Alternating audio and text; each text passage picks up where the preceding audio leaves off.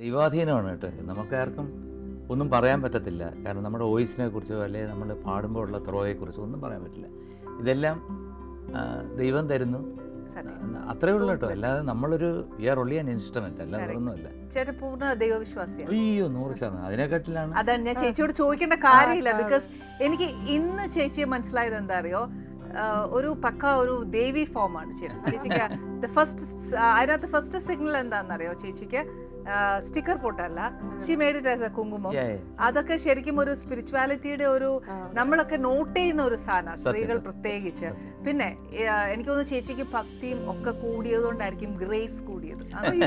അതെനിക്കറിയില്ല, ഒന്നുമില്ല, അങ്ങനെയല്ല. എനിക്ക് ഭക്തി എന്ന് പറയുന്നത് ഞാൻ കുഞ്ഞുകാലം മുതലേ ഉണ്ടായിരുന്നിട്ട്, പിന്നെ അതങ്ങനെ വളർന്ന് നമുക്ക് എന്തോ അനുഭവങ്ങളാണ് നമ്മളെ കൂടുതൽ ഈ ദൈവത്തിലോട്ട് അടുപ്പിക്കുന്നത്, അല്ലേ? ഈശ്വരനോട്ട് അടുപ്പിക്കുന്നത്, അല്ലേ? ചിത്രയ്ക്കും അങ്ങനെയാണല്ലോ. ഞാൻ ചിത്ര എന്ന് വിളിക്കുന്നത് ആനി എന്ന് വിളിക്കണം. ഞാൻ ചിത്ര. ചേച്ചിക്ക് എനിക്ക് എളുപ്പം ചിത്രയാണ്. 10ാം ക്ലാസ്സിൽ മുതലാണ് ഞാൻ സിനിമയിൽ കാല് വെച്ച അന്ന് തൊട്ട് ചേച്ചിയെ കാണുന്നുണ്ട്. അന്ന് മുതൽ. അപ്പൊ എനിക്ക് കൂടുതൽ ഈസി ചിത്ര എന്ന് വിളിക്കുന്നത്. അപ്പൊ ചിത്രയും നിറയെ അമ്പലങ്ങളിൽ പോകുന്നതല്ലേ, അപ്പൊ അങ്ങോട്ടും ഇങ്ങോട്ടും അത് എന്താണെന്ന് മനസ്സിലാക്കാൻ പറ്റും. അതെ.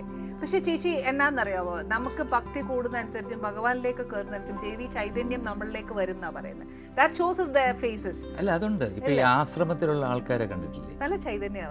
ഒരു ചൈതന്യം. കാരണം ഒരു എന്തോ ഒരു അട്രാക്ഷൻ ഉണ്ട് ഈ ആശ്രമത്തിൽ. കാരണം അവർക്ക് വേറെ ചിന്തയില്ല. കാരണം അവർക്ക് ഭക്തി മാത്രമേ ഉള്ളൂ, നല്ലത് വരുത്തണേ എന്നുള്ള പ്രാർത്ഥനയേ ഉള്ളൂ.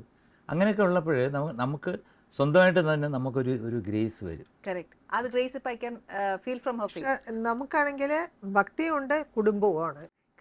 ഇനി ചേച്ചിയോട് പറയാനുള്ള വേറൊരു കാര്യം എന്താ അറിയോ ചേട്ടാ, ഇപ്പം MG ശ്രീകുമാറിന്റെ വൈഫ് ലേഖ, അങ്ങനെ ഒരു ബേസിക്കലി നമുക്ക് സിനിമ ഇൻഡസ്ട്രിയെ കുറിച്ച് അങ്ങനെ ഒരു പ്രേക്ഷകരുടെ ഒരു തോട്ട് ഉണ്ടല്ലോ, മമ്മൂക്ക വൈഫ് അങ്ങനെ, അവർക്ക് ഭയങ്കര ഗമയായിരിക്കും, ഭയങ്കര ഇതായിരിക്കും. പക്ഷെ ചേച്ചിയെ സംബന്ധിച്ച് ഫ്രം ദ ഫസ്റ്റ് ഡേ ഞാൻ കാണുന്ന അന്നോട്ട് ഇന്ന് വരെ ഞാൻ പറയാ, ചേച്ചിക്ക് അങ്ങനെ ഒരു ജാട, ഒരു വർത്താനം, ഒരു അങ്ങനെയല്ല. She so down to earth ആണ്. പക്ഷെ ഉള്ളത് തുറന്നങ്ങ് പറയും.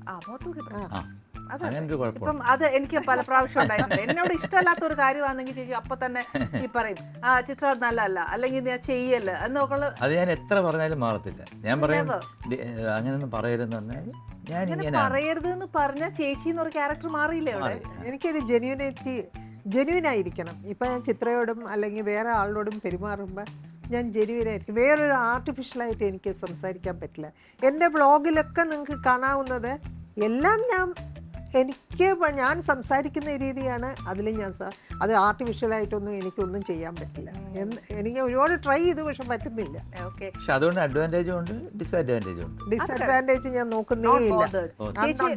ചേച്ചി എത്രമാത്രം ആൾക്കാരെ ഹേർട്ട് ചെയ്യുന്നില്ല എന്ന് ചേച്ചിക്ക് പൂർണ്ണ ബോധമുള്ളിടത്തോളം കാലം ബോധയുടെ അല്ല.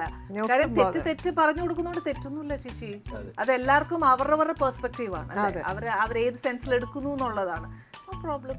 ചേച്ചിക്ക് അത് ഹാർട്ടിനകത്ത് ഒരു ബേർഡനും ഇല്ലെങ്കിൽ പിന്നെ എന്നാ പ്രശ്നം? ഞാൻ പറയാം, എൻ്റെ ഹാർട്ട് വളരെ ക്ലീനാണ്, കൂളാണ്. പിന്നെ മറ്റുള്ളവർ എന്ത് പറയുന്നു എന്ന് കുറിച്ച് ഞാൻ ബോധയുടെ അല്ല. അക്വസ്റ്റാർ പാത്തികളും ക്ലാമ്പുകളും, അക്വസ്റ്റാർ റെയിൻ വാട്ടർ പൈപ്സ്, മറ്റെല്ലാം ചുമ്മാ.